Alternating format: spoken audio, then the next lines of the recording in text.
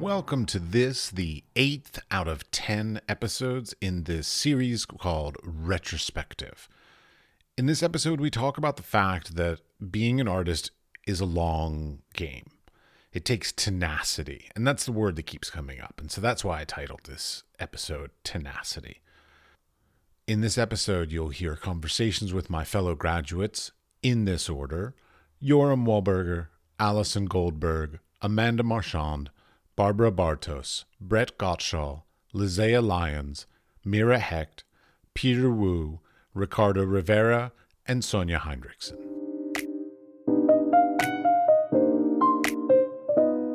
Yes, I am.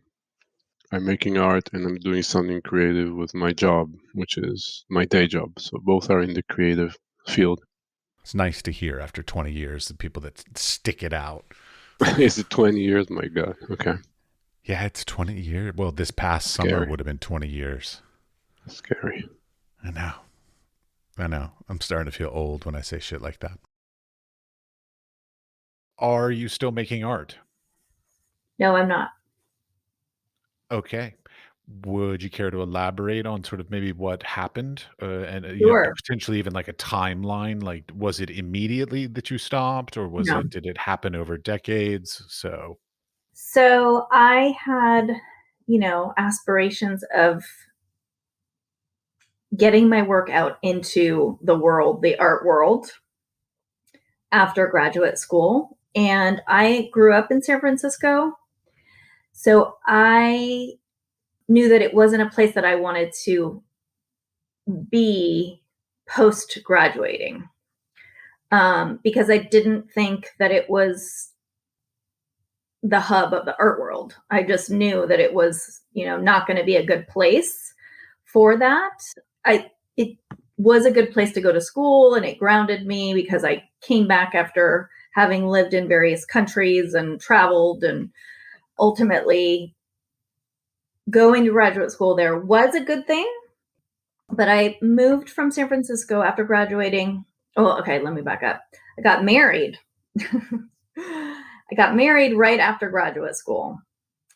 Then I moved to Los Angeles with my husband at the time, who went to graduate school in Los Angeles for architecture. And I had one friend from college who had moved there the year before, who was also pursuing trying to be an artist and get into the gallery world. I spent 10 years there. I had a studio. I showed my work, not very successfully. I was in a lot of group shows.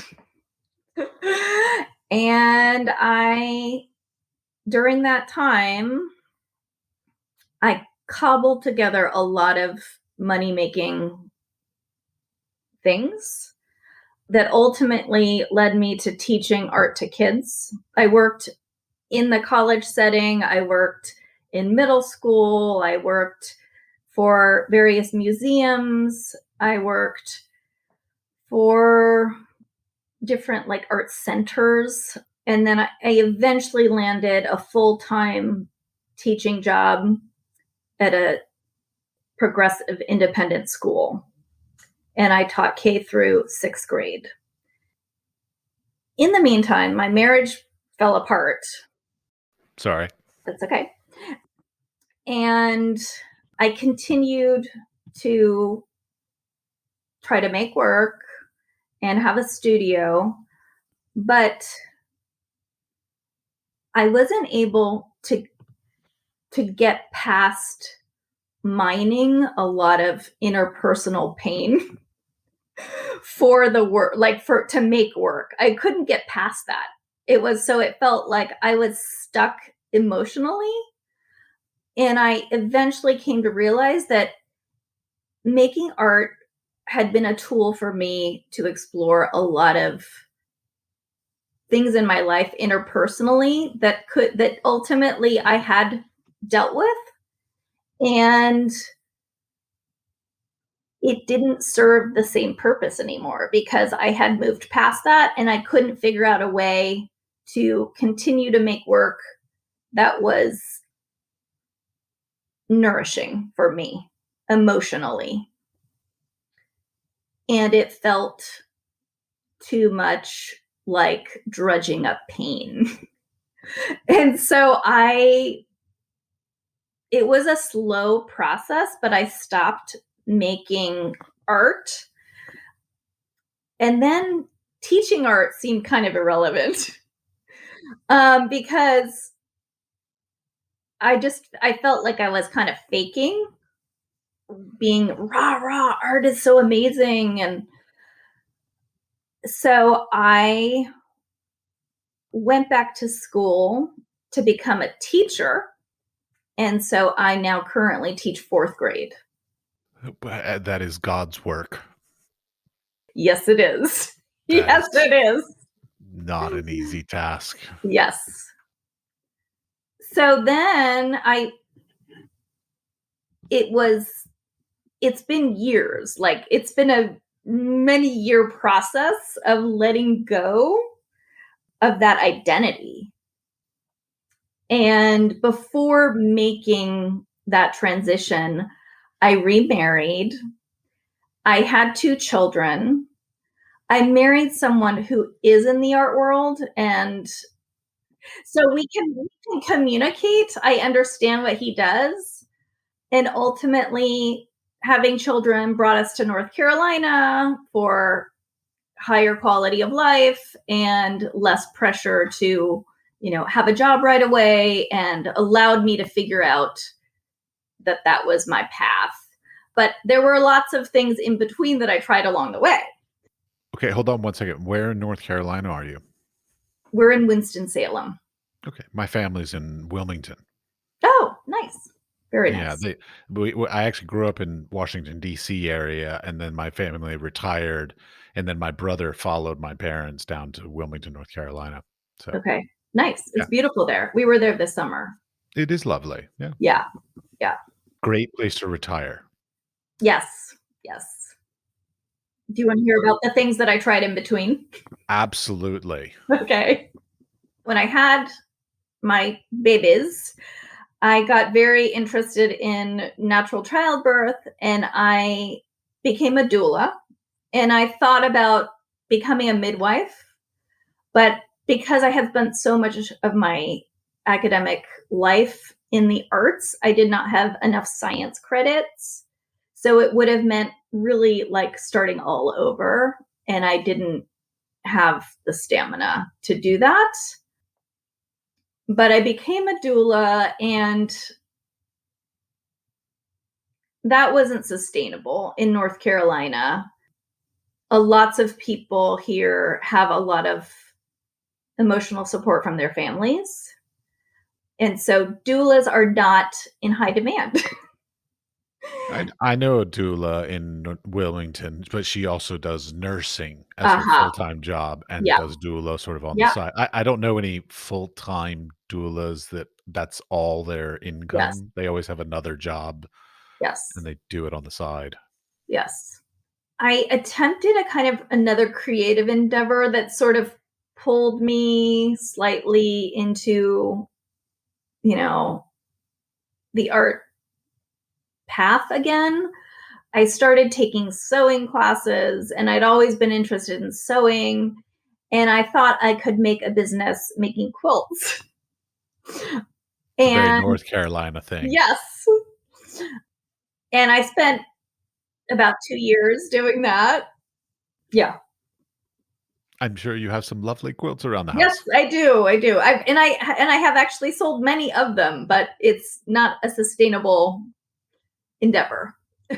The amount of time and effort that goes into a good quality quilt, nobody could ever pay enough money for that. Yes. Yeah. No, I respect the craft for sure. Yeah. Yeah. it's not a sustainable business, though, for sure. No. Okay. So what other endeavor did you go down? That's really it. I mean, we contemplate when we moved here, we kind of contemplated like buying a lot of property, maybe having a farm, but that was really just more of a pipe dream. That was not anything that we took steps towards making happen. Yes, I'm still making art. I'm making more art than ever before.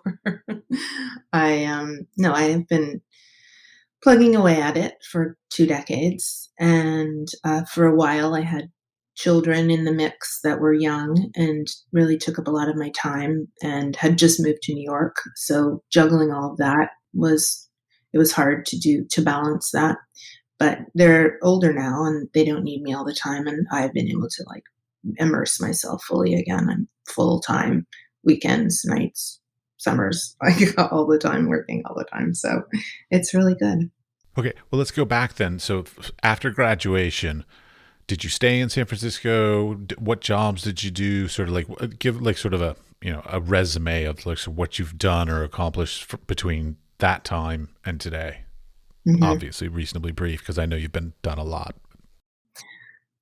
So what have I done professionally? So right after graduate school, I published a novel, and I started working for what? Yes, I did.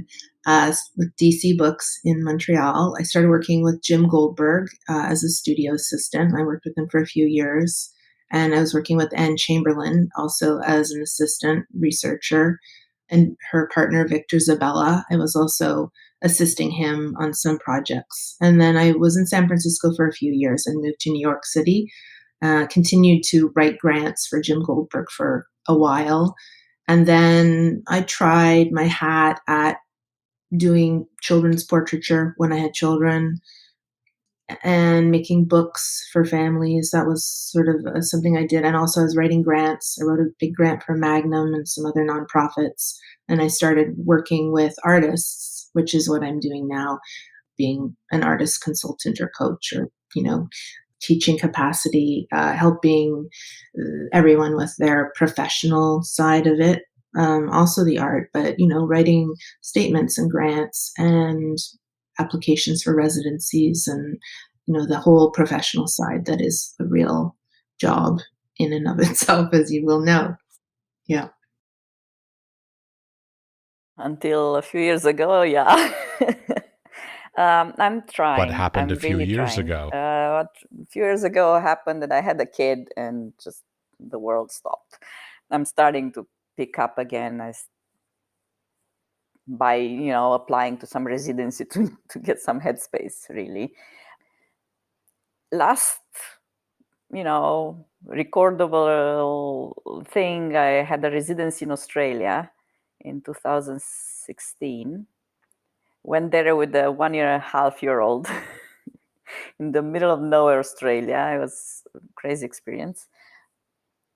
I've been working on this ongoing project that this person found really online and invited me to the residency. It was like completely out of the blue. So I have that I'm trying to work, but not in I haven't touched anything in about 3 years. My connection to the art world is running this residency at this point. Well, actually, so let's go back a step. So start with graduating from MFA program. What sort of career steps did you take? You said worked at some galleries, and then you went to do this. But so sort of walk me through all that for the 20 years of your career. I worked full-time in galleries. That kind of took away a lot of my time for myself because I was not very functional in the weekends. I'm not the kind who, wakes up at 4. I can't do it. I just need to sleep. So I know it's possible. They say you should be able to do it after work or at 5 a.m., but I'm not the person. So after about 2007, I went freelance. So I started doing just graphic design. And being freelance, allowed me to not have this go to the gallery thing. Was working from home. I had even a hybrid at the time, was doing 2 days in the gallery, the rest from home. And since I reduced, because while I was working in galleries, I also hadn't had the job description. I was coming in as a designer, but I was running the whole thing, it's in management, everything. So I had to be in person there. As soon as I went back and just said design, period, then things opened up. At that point, I was able to start applying to residencies. And they were my solution to getting out, because I would just say, I'm not here for a month. I'm just responding to emergencies. And I started rethinking, making work.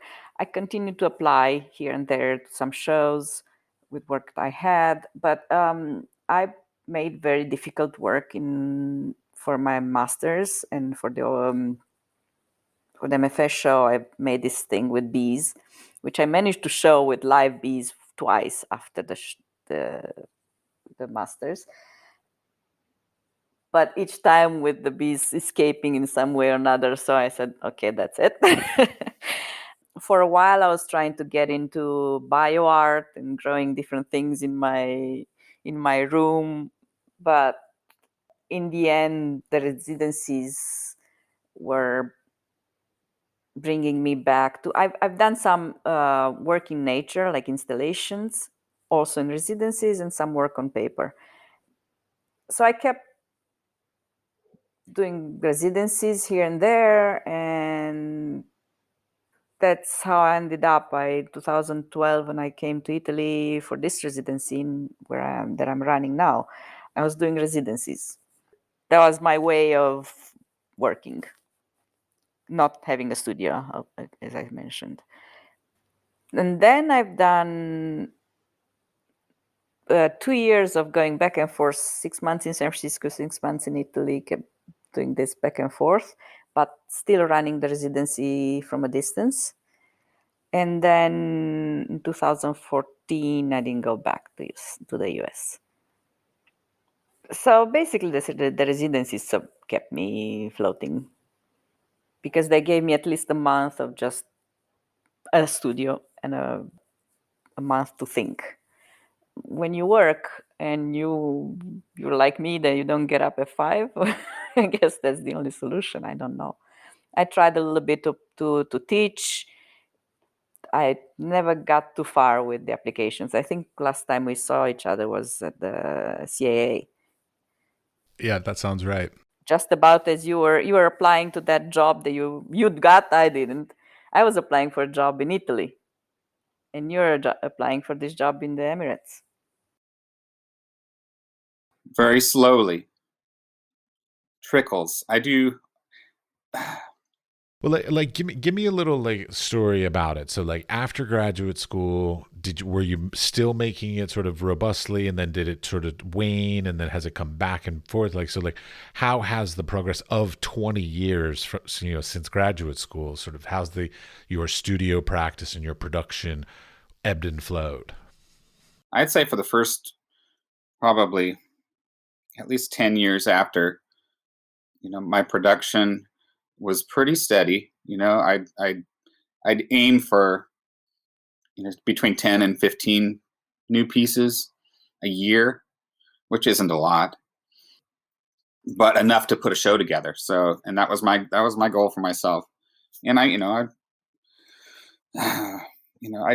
would chase down galleries a little bit, enter shows, try to or send, even back when you were still sending slides. Gosh, try to do a little bit of that. I know you can't even imagine that now, but I bet there's still some galleries that want to do that. Anyhow, yes, I would try to make enough work to have a show, whether it would be at a gallery or if I rented the space myself or got together with some other artists and we got a space and did it. I always had in my mind that I was going to do it in whatever fashion and shape that it was going to be.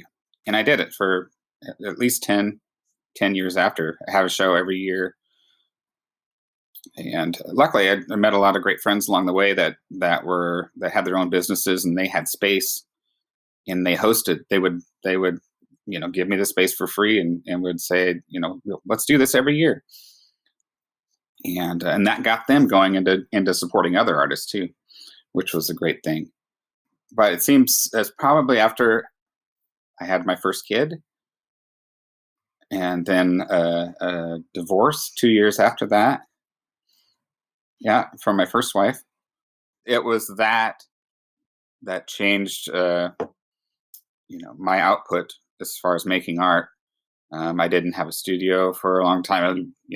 I still had, I still made shows when I was like living couch surfing with a couple of friends in the weird time, when I was separated, but I kept making work on my lap. I'm working right here, literally on my lap. And I think that was when my pretty puddles were going, the puddles, and I still love those pieces. But yeah, those are the ones that that when I was out on the lam, or whatever you want to call it, living off the goodwill of other people, but still making art. And that's when also, you realize, this is what you do. This is what you want to do. You're still doing it even during this, crazy time. But it seems like after all that, and then getting remarried again, it took a while to reestablish my flow, and it's kind of gotten smaller, and the flow has been squeezed every year. It seems to get a little bit slower, but that also opened up different opportunities for making art. Somebody wants a commission, whatever. So now it's flipped for me. Like, I do more commissions now than I do my own work. Oh, okay. Which is, you're still doing stuff. The practice is still there, but why you're doing it is a different story. So I actually make money with commissions, whereas, that's the other thing about, is it worth it? Whatever, I wasn't going to get my master's or go to undergrad, formal education to make money. I wasn't ever thinking about making money. It was just about, finding discipline and finding the people that could support my discipline in a social way. Yes. That was not very confident. I've always had a hard time with this idea of a studio practice, because I didn't come to grad school already having a studio practice.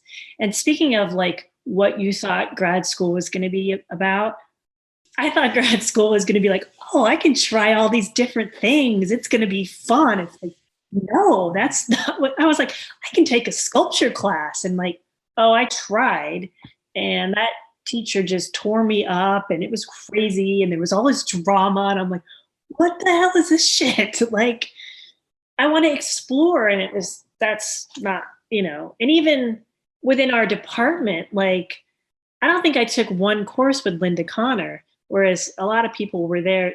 Oh, Linda Connor. And it's like, no disrespect for her, but like, our personalities didn't quite match. So yeah, me too. Linda is the one that I actually entered MFA program as a photography major, and Linda's the one that sort of drove me away into the new genre program.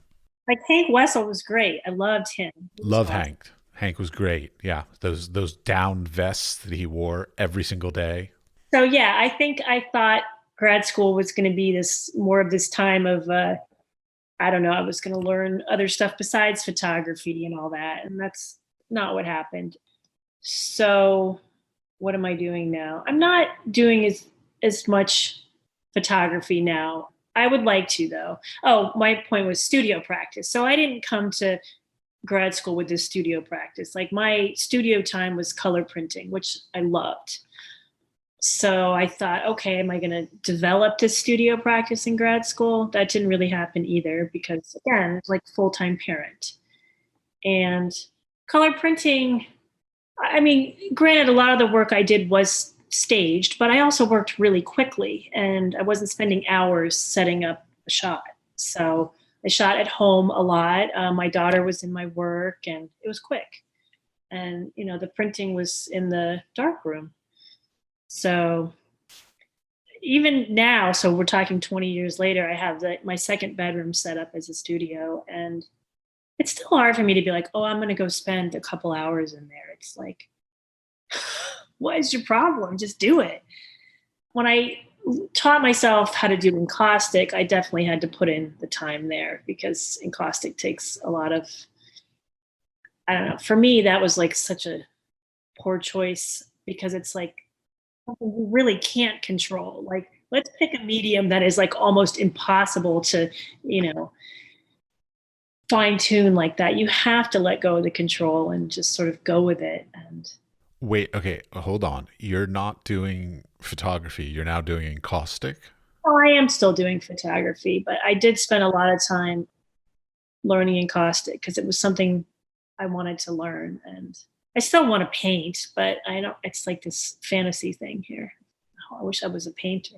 Do you? I mean, We used to joke in undergrad, we used to say photographers were impatient artists. So, like, yeah.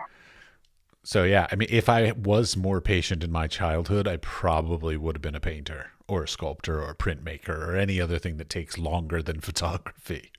Right. I mean, there's some instant gratification there for sure. And I think, not to sound cliche, but I mean, it's just such a stereotype, and photography has just been like, now I feel like there's all these constraints, and like your work has to fit into this. It has to be topical or political or address some issue of, identity politics and all that. And if it doesn't, then it's not meaningful to the world. And like, and I really don't. That's hard for me. I have to admit, I love hearing this from you because, like, this has been my position that I'm like, why can't you just make, like, beautiful things that have a meaning, but they don't necessarily have to be about gender identity or ethnicity or any of these other sort of popular things that are going on in culture?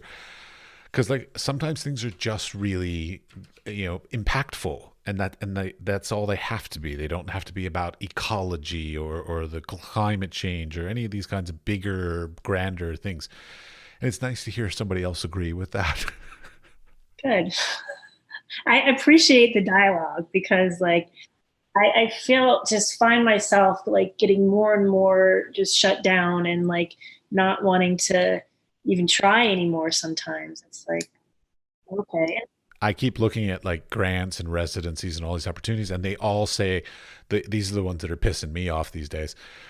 You have to be about a topic, so like you're saying, like gender, ethnicity, climate change, nationalism, whatever the fuck it is. And then there's also the one where you have to be under 35 years old, which I'm just like, are you fucking kidding me? Like, I couldn't do it when I was under 35. I was too busy then. Now I have the time to do these things, but now I'm not eligible for them. Yeah, no, that's frustrating. I mean, I just turned 50, so Really? weird. So you're just a smidge older. I'm 48. Yeah, 48 now. You look great for 50. So, yeah, I don't know what to sort of do with that in terms of making work. And I feel like it's one of those things where it's like you just have to keep doing it and, not worry so much about what everyone else thinks. But I feel like we were sort of trained in a sense to look at the end product. Like, it was never for me just this like freedom of just make work, whatever. And because when you are with a gallery, I mean, the expectation is that you're going to have a show. You know, I'm expecting them to give me a show. They're expecting me to do work. I'm deadline driven. I enjoy that deadline. And that's how I get stuff done. So, but I think with like maybe learning in caustic, or when I did this residency in Italy, I spent a lot of the time hiking, which was awesome because, there's no Italian Alps in Florida.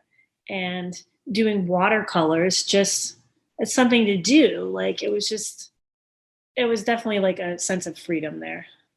So I've been enjoying that, but I still want to do photography. And I realized years after I stopped color printing, the darkroom where I was printing in New York, they still have the color processor.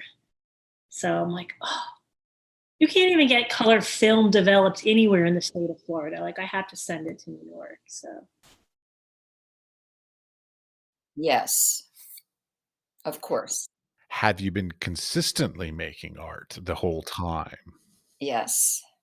I mean, I graduated and I stayed in San Francisco until 2005. We moved back to DC area because my family was here.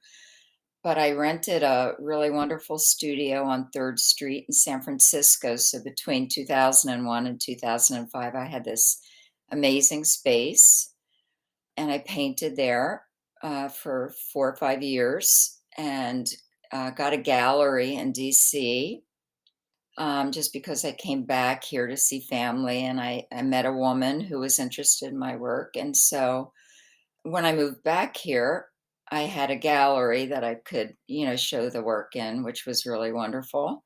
Actually, I had my first show here in 2004, just before we moved back. And so really there has been no lag time in my making art. Yes, absolutely. I am making art after 20 years. I've been making art during the whole 20 years of after grad school, and trying to find my voice within it, deal with a lot of the things that grad school imposed on me that I had to unlearn. And then, absolutely. I'm making work. Yeah. I am still producing art. Yes, I am. I don't know if it's good, but I'm still producing art. Are you primarily like an academic and you sort of have a studio and you make, or are you exhibiting? Do you have a gallery? Like, so like how much of like sort of your artistic practice is still, and your, I hate the term practice, your artistic endeavor, I'll go with endeavor, your artistic endeavors, how much of that is sort of a primary, or like, is it more of a primary part, or are you like 75% teacher, 25% artist? Like, what's the sort of hierarchy of it in your life? I never thought of that. Art making for me is like drinking coffee. Sometimes I don't want to drink coffee. Sometimes I want tea in the morning. So I don't get up and say, oh, I'm going to make art. It just happens because the studio's there, the work is there, it's all set up. I live by myself. So I really am able to kind of have this flow in my life where I'm not saying I have to go to the studio. When the need occurs and something that I'm thinking about in my sketchbook is significant enough for me to want to start to create, for example, drawings or maquettes of what I want to do, that's when it really starts going. Right now, I'm kind of in a lull. I just had an exhibition in Santa Ana, and it was really, really a great experience, but it was during the pandemic, so not very many people saw it. So for me, the experience of making, it's not just for me, it's for other people. The audience is important for me, I think. In terms of what's more important, teaching is what gets me the funds necessary and the stability in my life to be able to do whatever I want. I've gotten to the point in teaching where I don't really have to prepare anything for my courses because I've been doing it for so long. I could just show up and just do as little as possible, get paid, and just make art. But I enjoy teaching, and I feel also a need to contribute to my students' development, you know? So I'm constantly trying to figure out how also, I'm not constantly also just thinking about art. I'm constantly thinking about how am I going to get this information to these students in the most exciting possible way so that I affect others. You know, like one of the main things for art is I want to affect others through art, but I'm so much more effective in the classrooms. Every semester, it's possible that I come into contact with 200 students. 200 students, 200 people don't go to my exhibits. You know, you have an opening, you have like 10 people there. I do know, yes. Yes. The materials are decided by the idea or context or the experience I'm trying to create in the audience, which is very different than this solitary placing yourself in the studio and sharing your own personal world viewpoint through your artwork.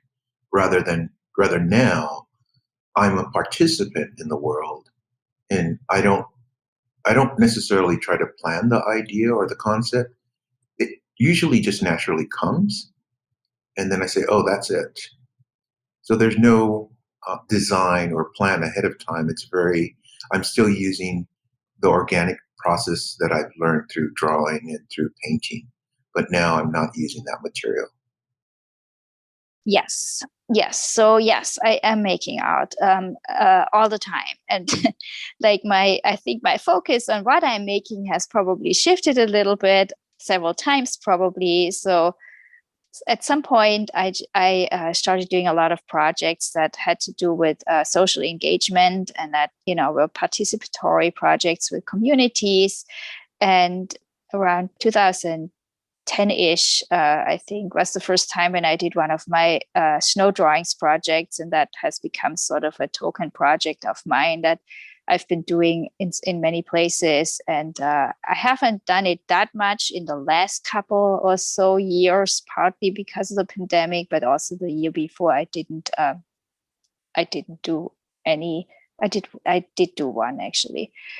They are projects where I go to places that have a lot of snow, and I work with arts organizations, sometimes environmental organizations, all kinds of, sometimes libraries, sometimes it's just kind of a grassroots group that works together, and I create these big designs in snow surfaces with other people, with the community, sometimes up to 60, 70 participants, and we walk these huge patterns into the snow surface that I then photograph. And it's a project that I kind of love doing.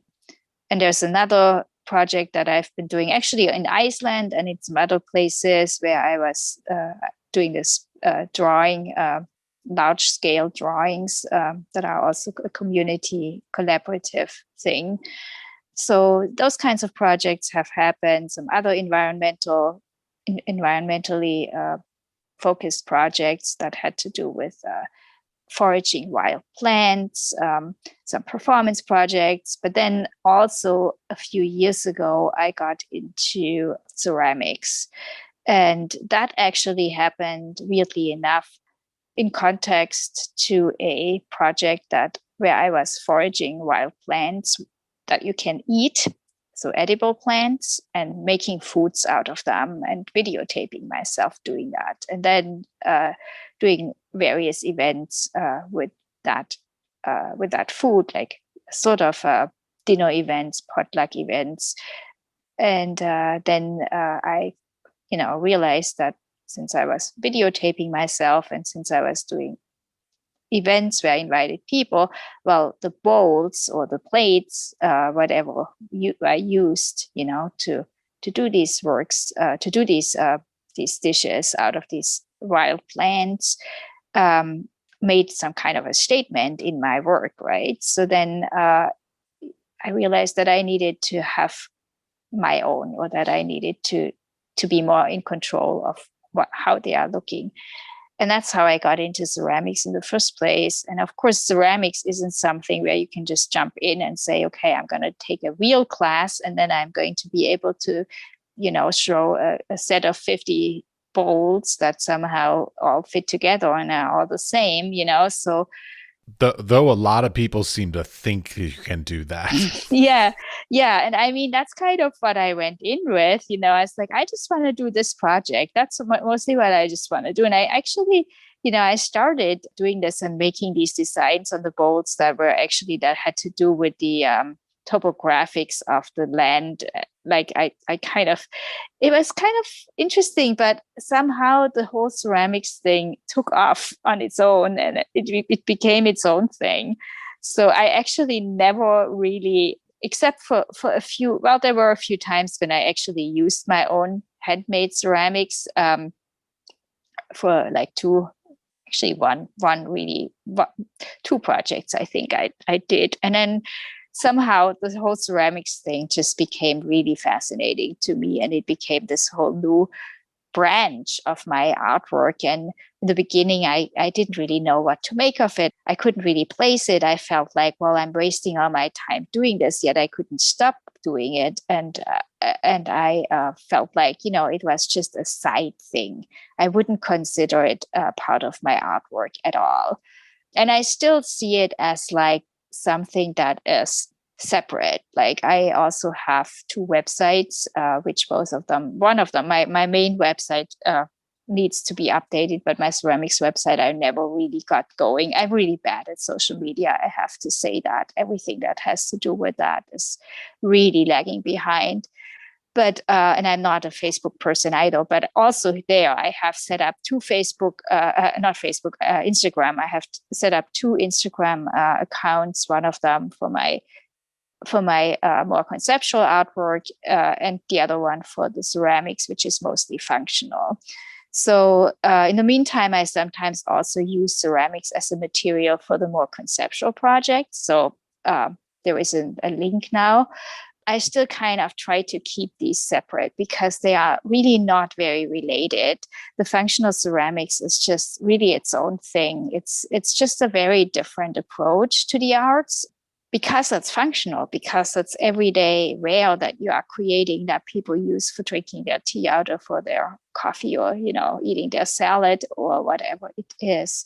Well, I've noticed a lot of us and a lot of people that are sort of our age, so it's not even just from San Francisco, but a lot of people sort of at our age range seem to be transitioning. Like, so a lot of people start off as whatever and then move into something else. Like I know a lot of painters who are now sculptors and sculptors who are now painters. Like I was a photographer.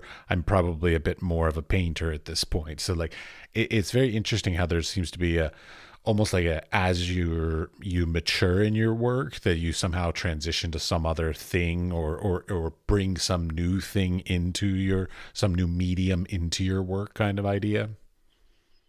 Yeah, I think that's probably true. And that is very true for me. And it's probably happened several times. I mean, when I was, at SFAI, it was mostly video and video installations. And I did that for a while, and it might still happen, but the whole community-based work just came all of a sudden too, and then the ceramics came along, and sometimes I'm never gonna say never again. I mean, had you asked me, I think I started taking the first ceramics class in 2014. Had you asked me just a year prior to that if I would ever consider doing something with clay, I would have said, no way, I'm not interested in that. That is, tacky. It's too, I don't want to do that. It's not something I would consider. And then I did. So it's interesting how this happened. So I'm not ever going to say never to anything anymore. So I think the things that I'm most interested actually now are really that, and probably also my community work. I want to continue that, and probably also photography. I have done some photo projects recently or within the past few years. So that's probably what's happening right now, or what has sort of become the focus. And will that change again? It could. So, and I think it's actually, it's a good thing and it's a bad thing. It's a bad thing in terms of, I don't have a gallery that represents me, for instance, because I think I'm just too much of a chameleon for them. They kind of like to put artists in some sort of category where they can rely on that this artist is always going to produce this kind of work. And I think I'm just not that kind of person. And I'm just, it's definitely crossed my mind that maybe life would be much easier and not so difficult as an artist to get by if I were, one, a better marketing person myself, and two, if I had somebody support me in terms of a gallerist or something like that. But somehow I can't do it. I'm sorry. I'm just not that person. It doesn't work for me. I don't know. I'm just too all over the place, and I can't change that. It's just the way I am. I'm also, I'm kind of not willing to say, okay, let's only do this one thing from now on, and kind of constrain myself in that way. I don't think I would want to do that. What are you making these days in your studio? Right now, not actually.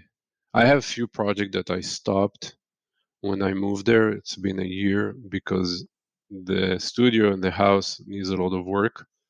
So most of the time I'm working on the house just to get this ready to be able to start working.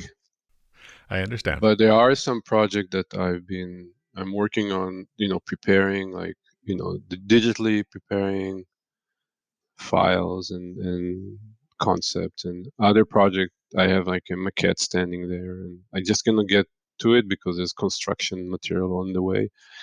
So actually this weekend I'm gonna go there and start clearing my studio, and I found a storage place I can move stuff to so I can get in. So I feel like now, after a year and more, I'm finally gonna focus on the art again. I was distracted, but I enjoyed it. Don't hear me wrong. I enjoy this new construction. I'm a contractor now. I do carpentry and pipe and water and electricity, and I enjoy learning all that. So my art was a little bit on delay. Yeah, but you're building yourself a space, like, Yes, so which like is really that's important. important to build a space that you're comfortable in to be able to make your art. So I get it. Absolutely, and especially I think specifically for people who do three-dimensional work like sculpting. I mean, I envy video artists or even photographer. No, photographer maybe you need a big studio, but video artists, digital artists, or painters, they just come with a canvas and put it on the wall. No, I need, like, how much tools I have. I cannot even find place for them, and like, is this long piece of thing gonna? It's all physical. It's all schlepping all the time and moving, and it's physical stuff, and you have to bring it with you. You cannot just go and jam with someone in their studio if you're working on a big sculpture. So yeah, that's our world. I think the studio is important for everyone, but I feel like I need actual tools to get my hands on. I cannot just work on the computer and on my laptop. So space is really important.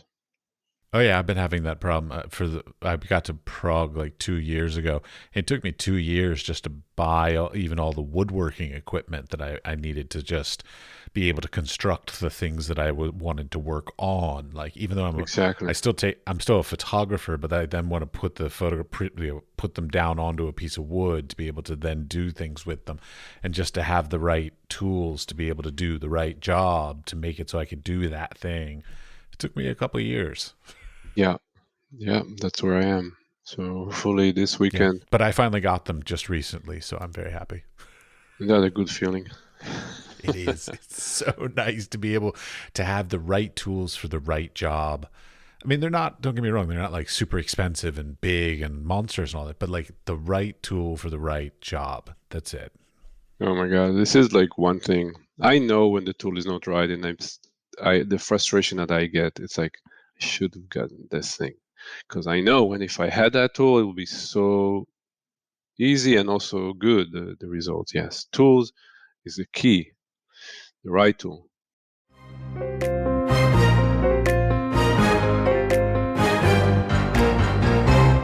To wrap this up, I'd like to thank you for listening all the way to the end of the conversation. We would appreciate it if you would share the podcast with your friends, family, coworkers, studio mates, or anybody with an interest in arts and creative endeavors. The building and strengthening of the arts and creative community is at the core of our mission for this podcast. They can listen and subscribe on Spotify, Apple Podcast, or wherever you get your podcasts. We are produced by 5014. The audio was edited by Kush Audio Services, and the music was created by Pete Bybee. The Wise Fool Art Podcast is supported in part by an EEA grant from Iceland, Liechtenstein, and Norway in an effort to work together for a green, competitive, and inclusive Europe. We would also like to thank our partners Hunt Kastner in Prague, Czech Republic, and Kunstsentrene i Norge in Norway. Links to EEA grants and our partner organizations are available in the show notes or on our website, wisefoolpod.com.